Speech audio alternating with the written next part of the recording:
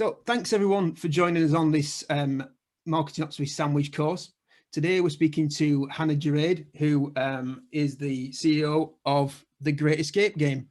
So without further ado, I'm going to hand over to Hannah. Hannah, could you just kind of introduce yourself and tell us a little bit about the Great Escape? Yes, of course. So the Great Escape has been going since January 2015, when it first started. And essentially, if you remember the show, well, it's on back again at the moment, Crystal Maze. So it's very, very similar to that. So essentially, throughout Leeds and Sheffield at the moment, we've got a series of different rooms, different themes, and you have to try and escape. So it can be anything from going into King Arthur's secret castle, and that's more of a family-friendly vibe, all the way up to one where you get abducted. It's quite different, yeah. And you've got to work as a team, and quite frankly, if you don't get out. So there's a series of puzzles and clues that hopefully, touch wood, will lead to your escape. It's a bit like being on a game show. It's really fun. What happens if you don't get out? Do you just stay there forever? What happens? Yes. Oh, that happens. That's a bit extreme. So I'm just working on some marketing ideas. So no, literally, what does happen if people don't escape? So what we tend to do. So I don't know if anyone has played an escape room before. Essentially, I find it really frustrating because some companies will just take you out and you don't know how it finishes. So what we do is we show you through the rest of the experience, if you want, of course, so you can understand it. Sometimes people will come back and replay it, so they complete the game. All right, okay. And then we essentially show them the conclusion. Right. Yeah, because I always wonder. I've only played one, and I was terrible at it. I was kept going. I don't know. I got completely sidetracked, and I was awful at it. And my wife and my daughter were kind of going, "What are you doing? How could you possibly be that answer?" And so, if I'd been left my own devices, I'd still be there now, I'm sure. But yeah, they were much better at it than me. Okay, so I kind of want to start a little bit kind of back at the beginning. I've obviously we met first of all when we were on eSpark. I think you were on the Entrepreneurial Spark kind of the year before me, or the whatever it is before me. I can't remember what that actually is. How you put that in. But you were on before me, I think. And then when I came in all nervous, and Natasha will probably vouch for this. When I came in all nervous, you guys, and I think Sarah Agar Brennan, who's just joined us, were kind of the old school, and you lot knew everything. You'd done everything. It was quite nerve wracking. I know obviously Lucy was on Lucy Pinbot was on eSpark as well with us. It was all a bit nerve wracking at that point. And you guys were kind of the people we looked up to. Oh. Although we won't want to admit that obviously at the time, but I think we did. I won't tell anyone. So I had a quick look up. I had a quick shufty on your LinkedIn thing, and it says that basically you came straight out of uni and started the Great Escape. I don't know how true that is, or whether there was a bump in the middle of it. Essentially, yeah. So kind of go on. So the story. So essentially, I'm a real travel bug. So I love to travel, which I guess kind of links back to the whole premise of the game. You're kind of going into a new world. And so I just finished my first degree. So I did an art degree.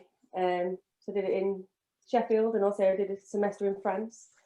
And my idea was so that I had some form of stable career. I knew I didn't want to be an artist, but I guess at 18 I didn't know what I wanted to do, and I knew I was pretty good at art and I could get a good degree and essentially have the qualification. So I went to kind of thinking about the options for the future, and I knew that I wanted to involve some kind of travel. So I thought, brilliant, let's be a teacher. Oh, can hear myself. And I can go to Dubai, I can go to China, and I can go and teach, and it's a skill that I can fall back on, and I think I'll be quite good at it. And I had a whole time from the September when I finished to start the next degree. So PGCE, you can do it on top of any. Well, at the time, you could do it on top of any course, and then you get a teaching qualification. So I love to work, and I picked up 5 jobs. So I did, like you do. So I did anything from waitressing. I did a receptionist job at a school, so I could kind of see the whole holistic approach. I did worked at the football ground, and also I had my own Zumba classes. So I had, at the time, about 4 classes around Sheffield. So that was I guess my first taste of business a little bit. And so that was fun.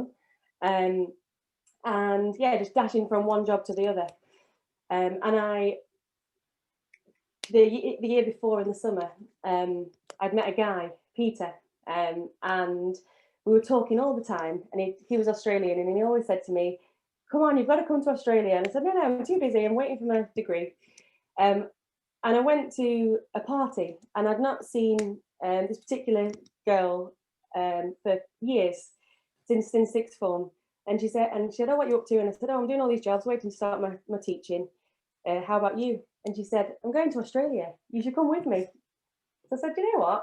Let's do it." So sacked in all my jobs and booked a one-way ticket. Right. I went to see my friend in Thailand first, and then I headed over to Australia. So on the way back, we passed through Asia, and we played this concept, the escape room. Never done it before, and it was absolutely fabulous. So they had it was a detective theme. So they had like the green leather desk, the globe. You had to hack into computers. Yeah. It was just brilliant. Like we were so excited, and when we escaped, the adrenaline was through the roof, and it was just so much fun. We were literally talking about it for days, and we were telling everybody, "Come on, you should go, you should go." Then we missed our flight, so we we played another, and again we just absolutely adored it. And it was my friend's birthday coming back in the August, and I said to her, "Got you this brilliant present," because I googled them and I found that there was only a few in England, so they were just starting to emerge. And I was raving about it. "You're going to love it," and it was just talking so highly of it. And we got to this particular one, and it was awful.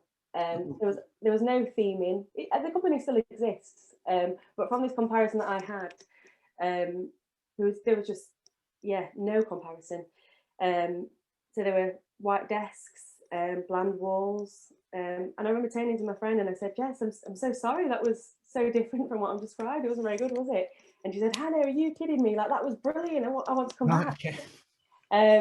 So I thought, wow, no way. So I went to start my PGCE. So Peter had come back over to England. So you can imagine we've gone from traveling the world, beautiful weather, beautiful sands, beautiful sea, and here we are in Sheffield in the rain in the winter. And so completely not that different. Bad. No, I love Sheffield. I do love Sheffield, but it was such a difference. And I guess reality hit. So in the September, I started my course. Everything I do, I give 110%.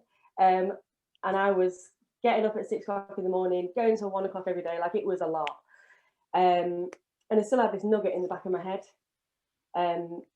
Peter by trade was a carpenter. And I said,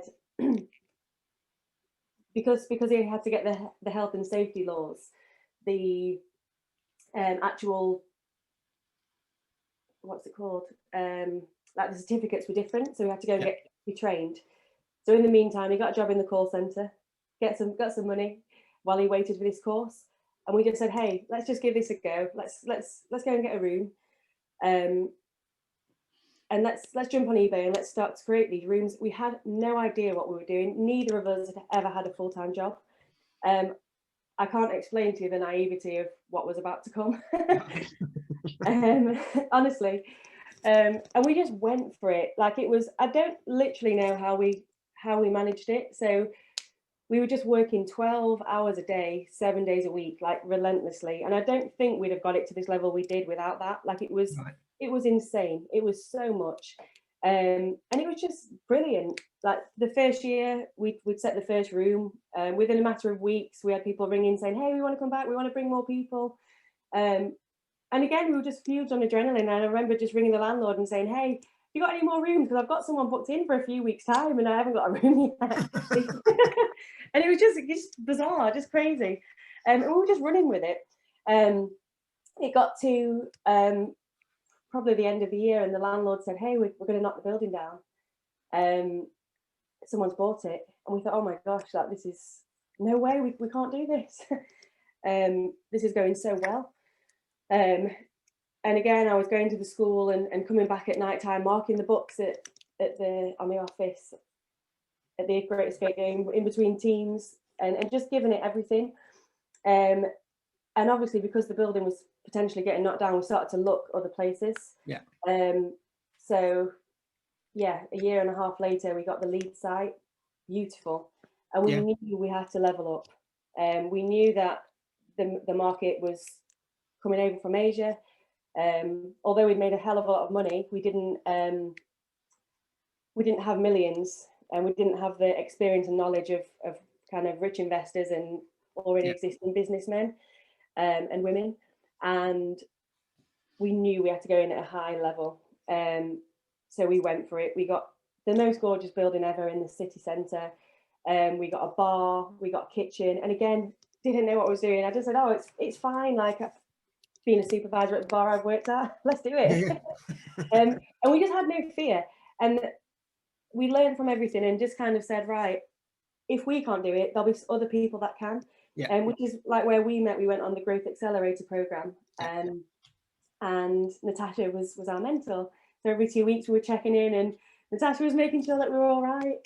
And it just carried on and on. So after that, we got the 2017, we got the next Sheffield site, and we had to get it up again at this high level. So rather than almost a conveyor belt of people, it became much more of an experience. People could actually sit and debrief with us after, and one another. They could have a drink at the bar, and they could have these conversations with everybody, and literally the whole bars make friends because which room are you doing? And it's brilliant. What was your escape time? So yeah, it just went from there. And then just before coronavirus, we did our first ever partnership with the Royal Armouries Museum, and we put a site in there as well.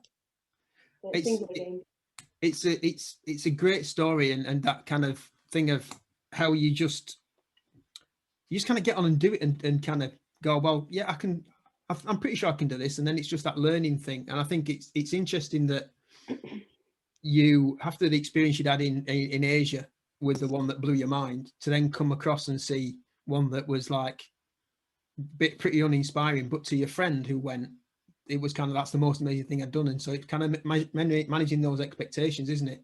And going, well, I can do so much better than this. I can make that so much better, which I think is, I think it's part of the stuff that, well, maybe we'll speak to Natasha later, but it's part of the stuff that the eSpark ethos kind of gave you. It's like you kind of learn quick and make sure you improve all the time, and it's that kind of relentless push. Don't go for perfection, because you can't achieve it. You just got to go for the MVP product and run with it, and make your amendments afterwards. I fully agree with that. Yeah.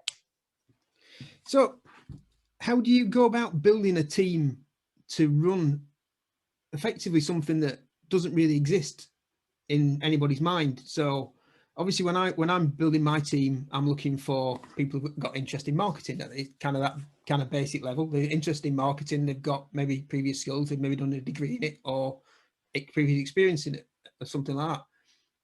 But obviously there can't be that many people who've worked in an escape room. So what do you look for? How do you build a team? What skills are you looking for? I guess it's depending on the department. So as we've grown over time, I mean, at one point we had literally 70 people. Like, it was crazy. So we have, I guess people don't think about the behind the scenes. So we have obviously the front of house customer service people. So for them, a bit like me, very loud, a little bit in your face. But also they've got to be very polite. They've got to be very much connecting to humans and very empathetic, and reading people. We've got the marketing, we've got sales, we have a creative team, absolutely bonkers, pulling them off the roof all the time. We've got the electronics team who have all the kind of the lighting, the sounds, the electronics within the games. the digital team. So it's quite a host of people. I guess the most interesting one to recruit is games masters. So they're the people who actually host and make the experience. Yeah. And for the actual, we often host group interviews. As you can imagine, we literally get hundreds of people apply. We give this image off that it's this amazingly fun place to work, and you just have a real laugh. people literally tell us that in the interview. Why did you want to work here? Oh, because I think it'd be great fun. So common that people say that. And we do really work that into our culture. We do want it to be fun. I do want to be a place of flexibility. I give people sabbaticals if they want one. I give people birthday parties off. Like, it's what we do. And if my rule is, if the business can run, why not? As long as the business is running.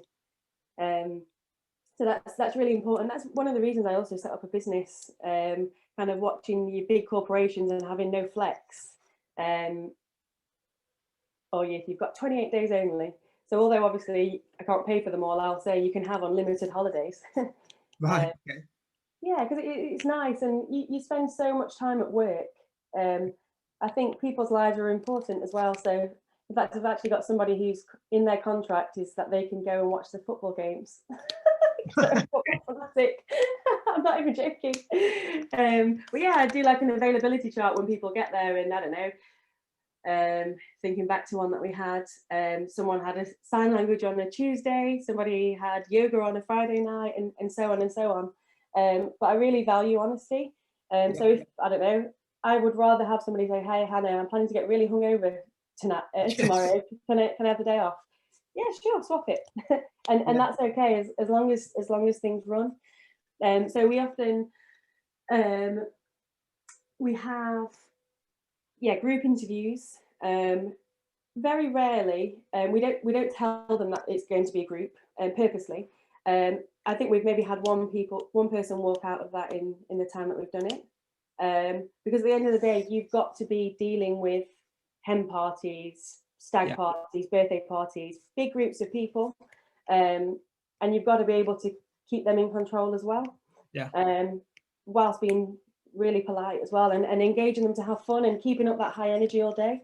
So one thing we do to kind of streamline these loads of people that apply is we also ask for a video, and that was brilliant when we brought that in. So we ask a few simple questions that kind of relate to our brand. So what's your nickname? What's your name? What's your nickname? Why did you apply for the job? If you had a superpower, what would it be? So they're the questions. And honestly, some of the videos that we've got back are insane. We've had people teleporting on the settees from one side to the other, and just doing really, really clever things, dressing up, bringing in the friends, doing interviews. Like it's been fabulous. So to see people's creativity beforehand, and it just filters people out, because if they can be bothered to go and do a bit video, then they really want the job. Because before we were getting people, and the person that turned up just was not a reflection of what their CV said, unfortunately. So yeah, I definitely hire on personality for sure. Okay. Yeah, when we apply some of those things, not quite to the same degree. So I don't ask people to kind of do a pre-video for me. But we do we do birthdays off. We have a duvet day as well, so you can kind of go, I'm over today, Rich, I can't come in. So yeah, we're a bit of flexibility, but maybe not quite to the degree of unlimited holidays. I think that actually scares me a little bit. I don't know where I'd probably end up sat on my own and everyone else going off. Well, you've got to I guess people will know if they do take more holidays, then their job may be replaced, and so on and so on. But yes, generally people, I guess it was people don't really have that many, but it's the idea of not having that fixed 28 days. Sure. Okay. Is it that same kind of theory as what? So when people go and work in a sweet factory, and they can eat as many sweets as they want, and then after a bit they go, I don't want any more sweets. Most people have got to work to earn the keep. So absolutely. Yeah, absolutely. Okay. So I guess an interesting thing for you, for me, from you guys, is obviously the escape rooms is a physical thing. You have to be in a vicinity, quite a close vicinity in some of the games, I'm presuming, with other people, and they have to interact with the people who are the games masters who are running the game, and all your hospitality and everything. Now, obviously, lockdown must have put a complete kibosh on that. Yeah, So, absolutely. so yeah, I'm interested in what have you, how's lockdown affected you, and have you done anything to kind of keep the business going through through this period that hopefully we're about to come out of? Touch wood. Basically, I've kind of got a big massive reset button and gone back 6 years. So it's been, it's been interesting. So we've had, like I said, just before lockdown, we had just over 50 staff. We've now got 5.5 of us. Like, it's been crazy. I've gone from having 4 sites to 3.5, 2.5. So if you remember, I said that building in the first year was going to get knocked down. The time has officially come. So at the start of lockdown, the landlord messaged and say, "Hey, someone's actually bought it now. The lease is finally up." In all honesty, that wasn't a bad thing, because we had gone up to this really high level of experience now. When we got the bars, the kitchens, we also introduced prop designers, and the games are brilliant. Like, the aesthetic of them it's like you're walking into a Hollywood film set. Like, they're so good. And obviously these ones, when we first started, literally handmade. It's me putting paint all over the walls, hanging chains, etc., etc. Getting some dodgy looks off Screwfix. So in essence, that needed to go. And we just, if we had the chance, I'd have got rid of it years ago. But because it was generating money and keeping the overheads covered, we just couldn't afford to get rid of it. Whereas now we've been pushed to. But yeah, I'm happy that it's gone. But it does mean that we've had to build throughout lockdown, because we've knocked away 3 rooms. We are quite lucky, touch wood, in comparison to most, because thank God the year before lockdown we didn't spend. We didn't get another site. I mean, we got the small site at the Armouries, but compared to a site cost, it was nothing. So we were very, very fortunate in that sense. I've got a good relationship with the landlords. I've managed to get amazing deals with them. If any of you guys who are listening haven't got deals, the amount of people out who haven't even spoken to the landlord is worrying. On March the 20th, I was on the phone to my landlord. In fact, a few weeks before, saying, "Hey, I think this coronavirus is going to be quite big." And he literally said to me, "Oh, I've not really heard of it that much. Oh, don't worry about it. It's fine." So I rang him a few weeks later and I said, "I think it's happening. Do you mind if we talk about the rent?" And just kind of having those difficult conversations straight away. So yeah, I've been fortunate in that sense, and just tried to lower every single cost possible. So we've knocked down that site. With the Leeds site, not actually publicly announced yet, but we've got rid of the bar level. And I basically said to him, "If you can let us walk away scot-free, you've got a deal." And he did. And that's a problem with people flow now, because usually that holds the people. We'll have 50 people who will come to play the games. They'll go up to the rooms. 50 people might come early, so you've got 100 people in the venue sometimes. Like, even for the Saturday. Yeah. So as I was knocking it down, I had the brainwave to knock down our briefing rooms, which I need to go and sort out, because it's literally just rubble. So I've knocked down our briefing rooms, and I'm going to create a bar there. Right. Just to help generate that people flow, so we can, COVID-wise, we can probably fit about 3 tables in, and if we stagger it properly, that should be all right. Yeah. Right. Okay. And just tell me a little bit about you did the kind of tie up with the Armouries, which I thought was really interesting, because I've seen it seems to be a lot of branded escape rooms come in. I particularly was interested. I've still not done it yet, by the Doctor Who one, because I'm a big Doctor Who fan. But then it was quite an interesting move. I remember spotting when you did the tie up with the Armouries. So how did that come about? So the commercial director, he messaged me on LinkedIn and he said, hey, I don't know if he saw a talk or he saw something, or he'd been watching me, and he kind of said, I would love to, I need to make the museum commercial, needs to make more capital, can we have a conversation? And I said, we've got a Christmas showcase coming up, come and have a look. And he said, oh, no, it's not really my thing. I don't want to come to a Christmas showcase. And I said, no, come on, like, I want to show you the rooms.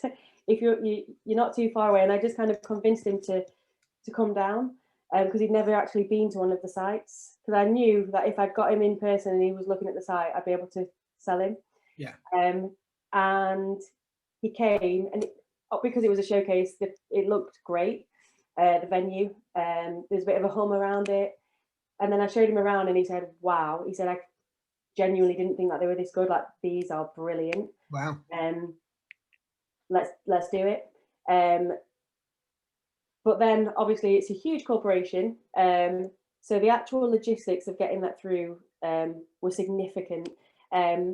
With us, we kind of make a decision on a whim, let's go for it. And we start to work straight away.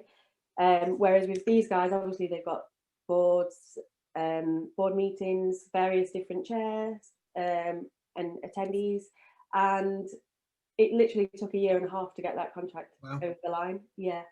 So it was a lot of backing and forwards, and the brief started with, they wanted us to allow people to explore the museum and see certain artifacts, be educational, and then end with an experience at the end. So it's quite different to an escape room.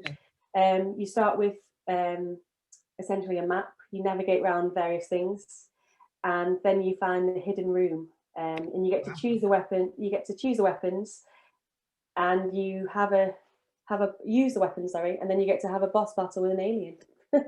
Right. Yeah, so it's good. It's good fun. But obviously it hasn't had much life yet, because that was opened in early 2020. Right. Okay. And that sounds like that was much different experience for you, from the, as you said, from the kind of let's do it thing to, oh gosh, there's massive, because I can imagine the kind of the committees it has to go through, the health and safety. I mean, I know you do health and safety anyway, but I guess theirs was probably more stringent than you'd come across before. So that was quite a change from an entrepreneurial point of view. Yeah.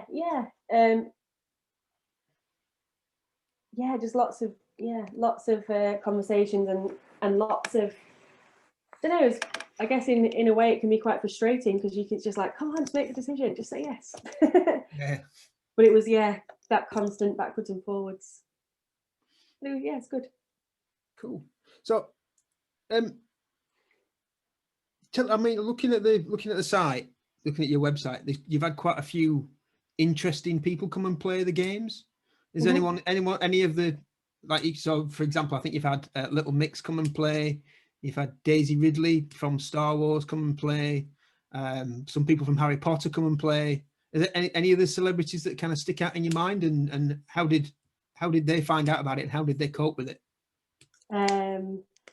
So commonly they'll contact us. So like Little Mix, for example, if they're on tour, they'll want to do things in the day. Right.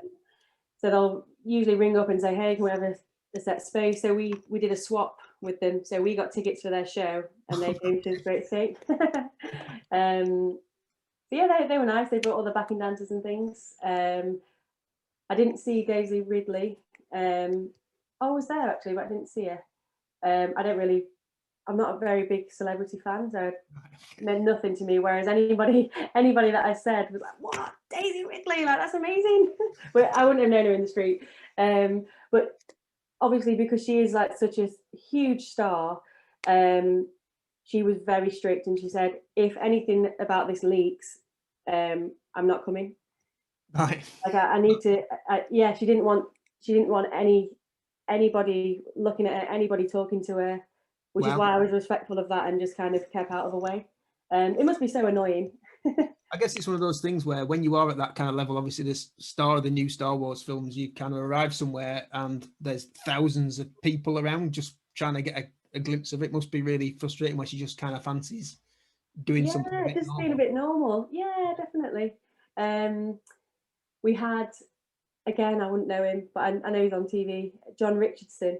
Oh yeah, yeah. So he did, it was for that TV show, The Grumpiest Oh right, Moment. yeah, right. So we're on there. So him and his wife came. So I was in Sheffield when he came to do the Leeds one. That was interesting. They came up from London and they said, we want to do an escape room. And we picked you guys. So, oh, great. And he was apparently horrendous, really lived up to his name. Nobody liked him. They said his wife was nice, but he wasn't. Right, okay. Yeah. Right, okay. So looking back over your time of doing this, is there anything that you will look back and go, I wish I'd done that differently? And if so, what was it?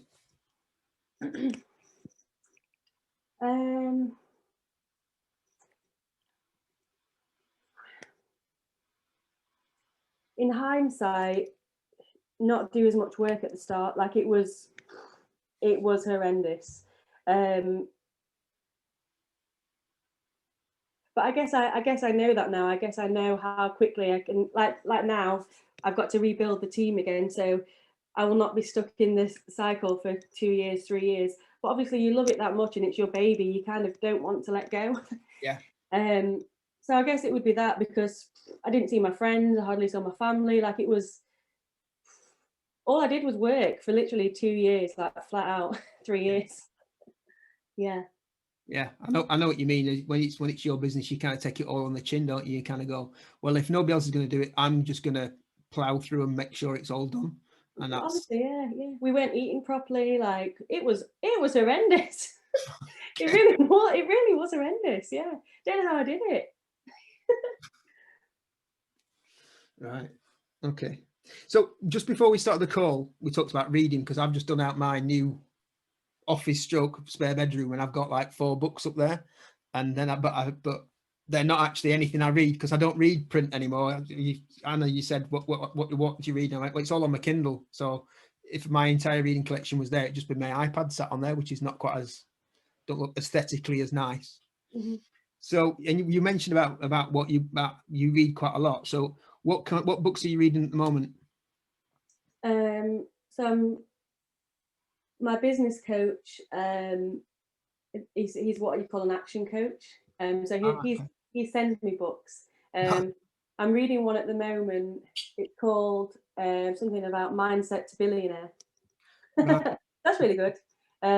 It's about the different levels of not necessarily employment, but I guess the scale of being an entrepreneur, and talking about buying into businesses, getting shares, selling the businesses, and how to keep leveling up.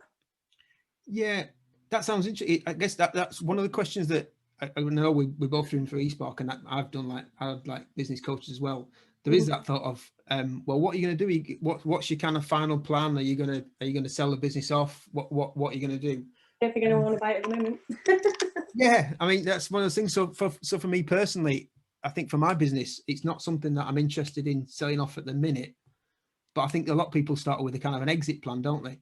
They actually start the business with an exit before they've even kind of got going. I remember obviously at eSpark, quite a few people I met oh yeah, I'm going to exit in 5 years. And that's not something that I could personally do, because it is mine. And I know you're not supposed to really have that mindset that it's mine, but it is. And I don't really want to exit at all, ever. Yeah, that's part of your lifestyle though. That's fine. Yeah. I guess with mine, so I love it, genuinely love it. So I want to rebuild. And then what I'm aimed at the moment is that I'm creating different incomes. One thing I've always hated is that my eggs are in one basket at just great escape. So I'm working for a medical company in Canada. So I'm helping with their marketing and sales. They're called Hi Ivy. They're awesome. Natasha's met them. I've just made a card game. Well, it's not a game, but it's a playing card experience.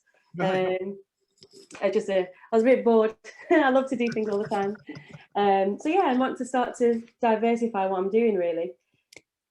I think again that comes from that kind of entrepreneurial mindset of I'm always kind of restless, and you're always popping up with ideas. Oh, always. And it's actually just then putting them into practice, isn't it? Because I think that's the thing is, I was quite late to starting my business. I was in my 40s, and I'd always wanted to do it, but I only started it because I've been made redundant, and I kind of had no choice. It was like, all right, you either start your own business or don't put food on the table, really. So I just kind of cracked on and did it. And now I've got into that practice, like you seem to have as well, of you have an idea and you just go, right, well, I'm going to make it happen. Yeah. And it either flies or it's a complete disaster, but I'm going to try my hardest to make it work, and then I'll learn from either what worked or what didn't. And that's important, not to fear failure. It doesn't matter, because the amount of stuff that you learn is crazy. Like, the reality is any single business could, well, literally probably go under tomorrow at this rate. Like, my friends have been ringing and kind of saying, "Oh, you all right in lockdown? Are you sure you're all right?" And I'm going, "Yeah, I'm fine." But that's all you say, Hannah. Like, are you sure? But I've developed such a mindset in having that real positive kind of go-do attitude, like what we used to say. And I guess my response to that is, well, it's fine if it was to go under, then look how much I've learned, look how much I've grown as a person. Yeah. So yeah, I've actually loved lockdown.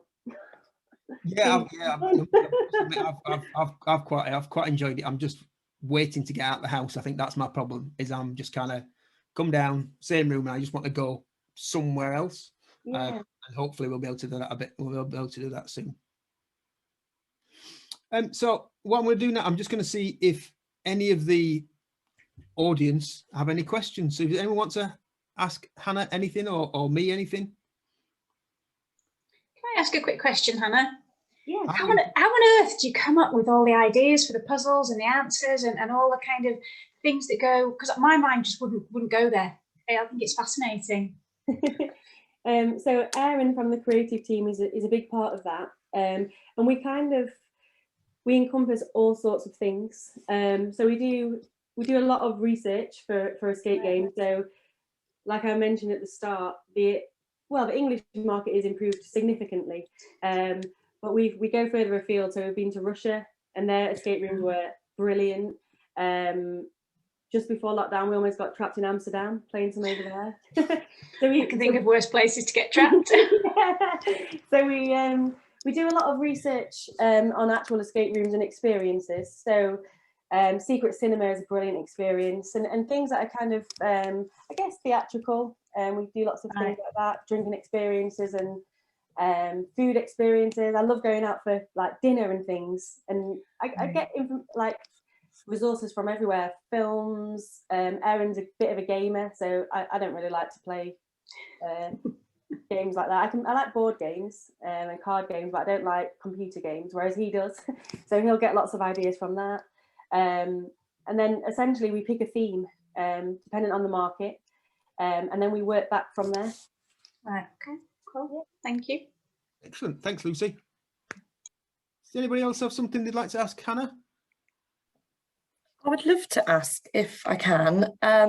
You spoke about if kind of not putting all your eggs in one basket and kind of keeping your options open, and if it fails, then so be it. Have you had any failed businesses, and also from that, where have you picked yourself up from? Good question. Yeah, I've not had any failed businesses. Where have I picked myself up from?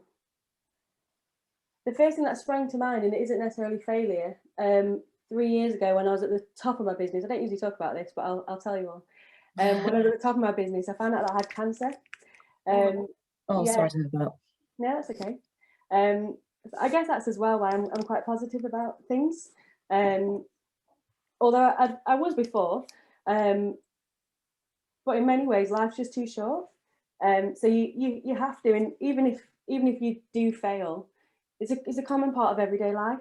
And I think when you're young, for example, you're continuously saying to children, "Go on, you can walk. Come on, you can do it." Even though they've never walked before in their life, you encourage people so much. Whereas I remember when I set up this business, people said to me, no, Hannah, you can't put all this hard work and savings into it. Like, this is ridiculous. Like, this is such a stupid idea. What are you doing? I can't even explain to you the amount of people that said to me, that to me. And I just kind of said, well, if it fails, it fails. Like, I'll go and do other things. Like, I've got a skill set anyway. And I guess I just don't stop. So if I get into a rut, I keep going. So like, even with this playing card experience, it was an idea I had just before Christmas. So essentially it's just, I don't know, the amount of people that are suffering with loneliness at the moment, and depression, and friends of friends committing suicide. Like, it's awful. So it's really simple. So it's a series of question prompts from the past, the present, and the future, a bit like a tarot deck. And I could have perfected it, but I just thought, no, like, let's just, because I'm also quite lazy. I procrastinate quite a lot, but my potential is epic. So I just need to kind of tune that in sometimes. And I gave myself like a small window, so literally a matter of weeks, contacting, I've never done a card experience before, but contacted the printers, contacted a designer, and just made it happen. I put a plan together and just broke it down step by step. And I guess it's stepping back from the big picture and getting it into digestible chunks. So because I procrastinate, one thing that I often do is I go crazy with my planning, and I literally schedule my time to the hour with what I'm doing in a day, and it helps me focus so much. If anyone wants a template, I've got one for you. But that's what I do. I step back and go small. And would you say your kind of positivity and how you look at everything, that has helped you to not have any failures in business?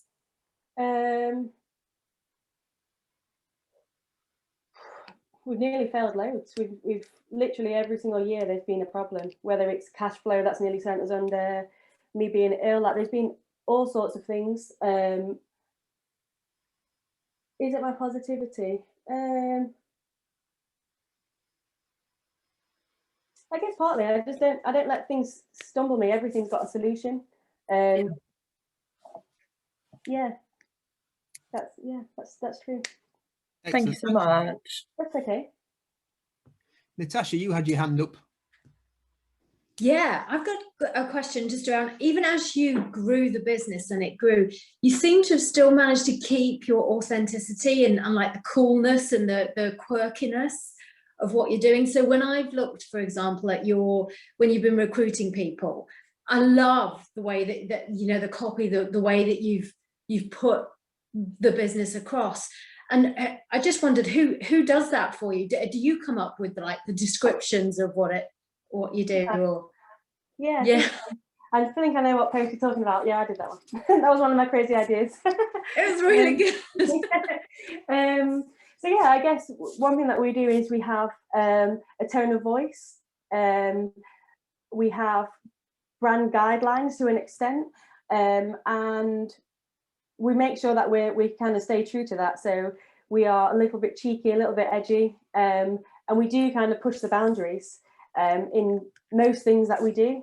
So yeah, we just try to live through that as well, and we want to keep that, because one thing that has happened as we've grown is that people think, because we've purposely almost gone for like this giant looking brand on purpose, because we needed to perceive big in the market, people come to us and say, so where have you got any of these franchises in London? Because they think we're a franchise. Right. Or even people if they ring up and say, oh, we want to talk to this huge department that doesn't exist, we don't have it. And they say, well, yeah, you have got that, you're a franchise. Well, no, we're not. So I guess we tried to keep that in so that we do appear smaller as well. We have that giant / independent vibe. That's